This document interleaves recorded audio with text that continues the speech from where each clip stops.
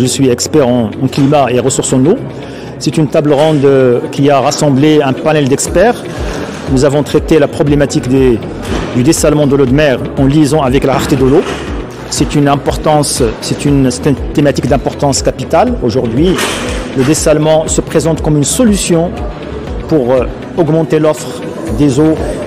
L'offre de l'eau conventionnelle se fait rare à cause du changement climatique essentiellement, mais aussi à cause d'une surexploitation de ces ressources-là, qu'elles soient des ressources superficielles ou souterraines.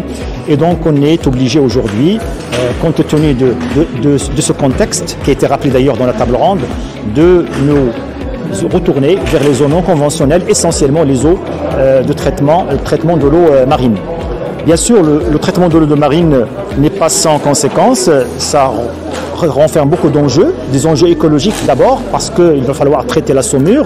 La saumure se traite par diffusion en milieu marin, parce qu'aujourd'hui ce sont des quantités qui sont extrêmement importantes. Casablanca a une capacité de 300 millions de mètres cubes par an, donc nous allons produire autant de volume en saumure, donc il va falloir le dégager et l'évacuer sans nuire à l'environnement.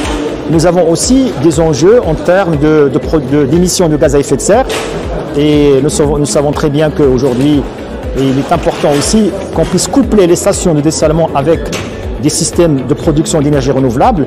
Le couplage n'est pas toujours facile puisqu'on n'a pas la stabilité de la production d'énergie renouvelable, et donc nous avons cette intermittence qu'il va falloir gérer par l'injection d'abord dans le réseau.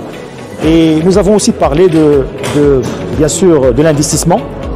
Ce sont des projets qui sont extrêmement lourds, capitalistiques, et donc on a besoin aussi d'innovation en matière d'investissement. Il y avait les gens de la CDG avec nous aujourd'hui qui ont proposé un certain nombre d'outils, notamment les investissements dans le cadre du partenariat public-privé, les investissements dans le cadre de la charte d'investissement, mais aussi le rôle des banques. Le rôle des banques aussi pour porter ces projets-là et les financer pour les promoteurs et pour les investisseurs. Voilà, tout ça, ce sont des éléments que nous avons débattus, mais je crois que nous avons amorcé le débat. On n'a pas été exhaustif, évidemment, c'est un débat qui va encore continuer, et j'espère aussi que l'on puisse par la suite continuer à travailler sur ces choses-là. Il y a beaucoup de recommandations. Par les recommandations, c'est l'appropriation technologique pour qu'on puisse créer des chaînes de valeur au Maroc qui vont travailler sur ces équipements de dessalement, de la recherche et développement sur l'efficacité énergétique, sur le traitement des rejets, etc. Tout ça.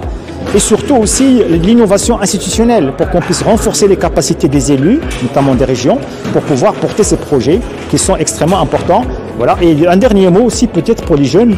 Il faut qu'on sache qu'on est dans un contexte de rareté, et que dans ce contexte de rareté, il faut qu'on considère que l'eau est un bien rare, et il faut le gérer en tant que bien rare et ne pas le dilapider juste par des gestes qui sont faciles. Hein. C'est des gestes quotidiens, quand on va ouvrir son robinet pour se raser, quand on va aller à la piscine, quand on va aller prendre sa douche, quand on va faire le ménage et tout ça. C'est important qu'on puisse considérer que cette ressource-là est rare et qu'il va falloir la gérer dans l'optique de la rareté.